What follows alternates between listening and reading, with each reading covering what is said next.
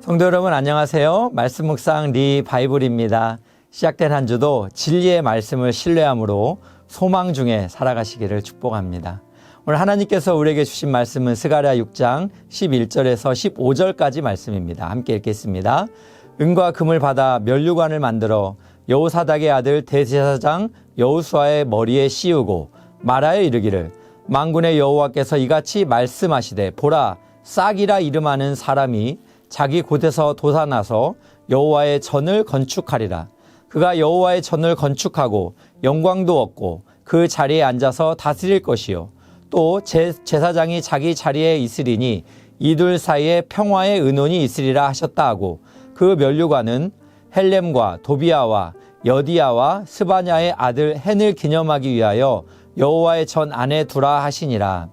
먼데 사람들이 와서 여호와의 전을 건축하리니 만군의 여호와께서 나를 너희에게 보내신 줄을 너희가 알리라. 너희가 만일 너희의 하나님 여호와의 말씀을 들을진대 이같이 되리라. 아멘. 세상 사람들의 인내와 그리스도인들의 인내에는 분명한 차이가 있습니다.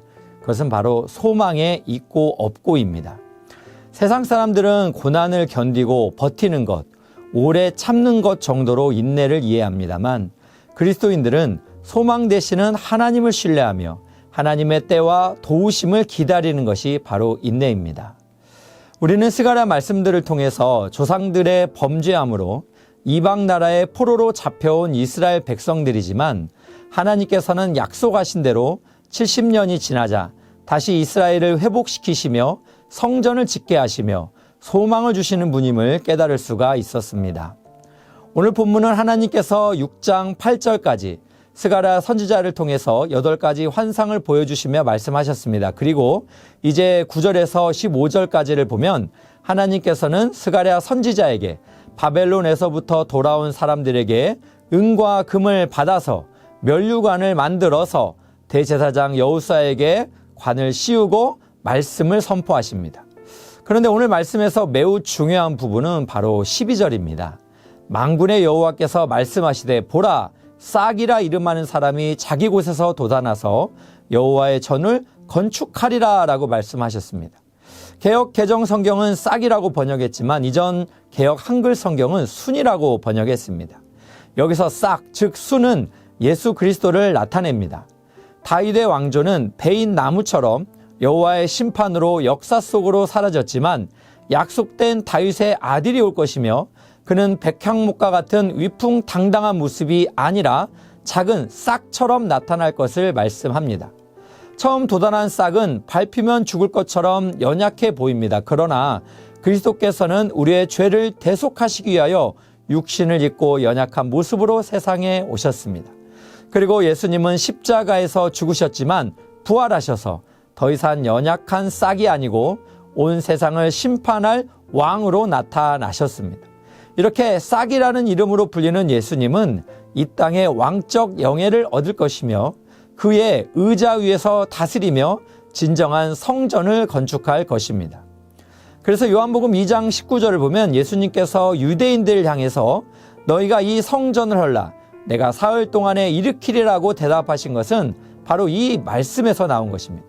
이 성전은 사람의 손으로 짓는 성전이 아닙니다.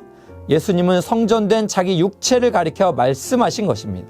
온 세상의 죄를 대속하기 위해 그리스도의 몸이 십자가 위에서 찢겨짐으로써 세워지는 성전입니다.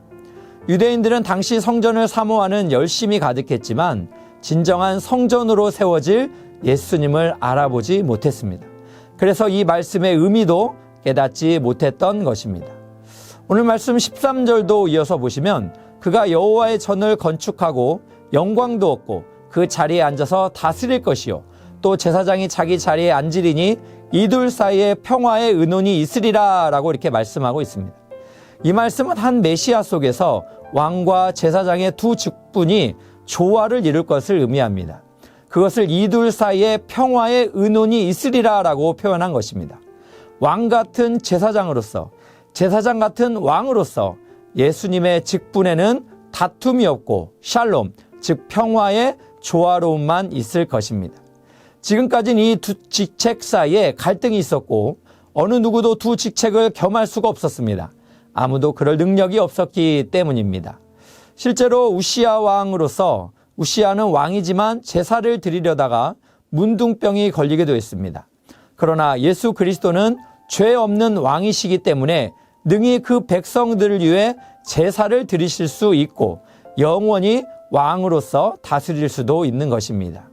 이렇게 두 직책이 통합되었다는 것은 진정한 하나님의 나라가 예수 그리스도를 통하여 임하였음을 우리에게 말씀하고 있는 것입니다. 그래서 하나님의 나라는 예수 그리스도의 오심으로 인해 시작되었고 지금도 예수님을 주로 고백하는 사람들을 통하여 확장되고 있으며 예수님이 다시 오실 때에 완성될 것입니다.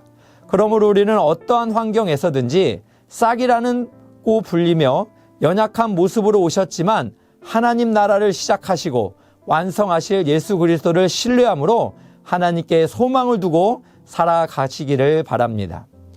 키에르키고르에 져서 죽음에 이르는 병에 따르면 절망은 단순히 감정적인 좌절이 아니라 자기 자신을 상실하는 병이라고 말했습니다.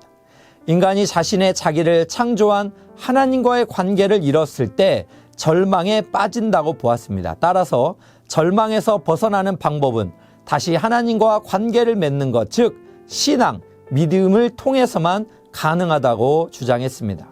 그래서 그는 이렇게 말했습니다. 절망의 반대말은 희망이 아니라 신앙, 즉 믿음이다라고 이렇게 말했습니다. 절망에 대한 안전한 해독제는 하나님에 대한 믿음이다라고 선언한 것입니다. 그렇습니다. 우리는 절망적인 환경에서도 하나님을 향한 믿음을 가지고 다시 일어설 수 있습니다. 미국 메이저리그의 유명한 야구 선수였던 요기 베라가 남긴 유명한 명언이 있습니다. 끝날 때까지 끝난 게 아니다라는 말입니다. 그러므로 하나님의 백성들도 환경은 불가능해 보이고 모든 것이 끝장난 것 같은 환경에서도 싹이라 불리시는 예수님을 통해서 사람이 손으로 지은 것이 아닌 하나님이 지으신 성전이 건축됨을 신뢰함으로 하나님께 소망을 두고 살아가시기를 축복합니다. 또한 먼 데 사람들, 즉 북방에 있는 포로된 백성들을 회복시키며 그들에게 말씀을 주시고 성전을 지켜야 하시는 하나님의 긍휼과 사랑을 의지하면서 오늘도 시편 42편의 말씀을 신뢰하면서 살아가시기를 축복합니다. 내 영혼아 내가 어찌하여 낙심하며 어찌하여 내 속에서 불안해하는가. 너는 하나님께 소망을 두라. 그가 나타나 도우심으로 말미암아 내가 여전히 찬송하리로다. 아멘. 함께 기도하겠습니다. 사랑하는 하나님, 절망 중에 있는 이스라엘 백성들을 기억하시고 다시 회복시키시고 싹이라 불리우는 예수님을 통해 이루실 하나님에 대한 소망으로 걸어가게 하심을 감사드립니다. 우리가 예수님을 주로 고백하고 하나님의 성령이 거하는 성전이 되었으니 우리에게 소망을 주신 하나님을 의지하고 어떠한 환경에서도 소망으로 인내하며 믿음으로 승리하는 삶이 되게 하옵소서. 오늘 또 함께 성전된 우리 엘사랑교회의 성도님들을 기억하여 주시고 함께 지어져가는, 함께 하나님 나라를 세워가는 아름다운 동역이 이루어지게 하옵소서. 예수님의 이름으로 기도합니다. 아멘. 오늘 또 두 가지 기도 제목 가지고 함께 기도하기 원합니다. 첫 번째는 소망 중에 인내하며 하나님의 도우심을 기대하며 진리의 말씀에 순종하는 삶이 되게 하옵소서.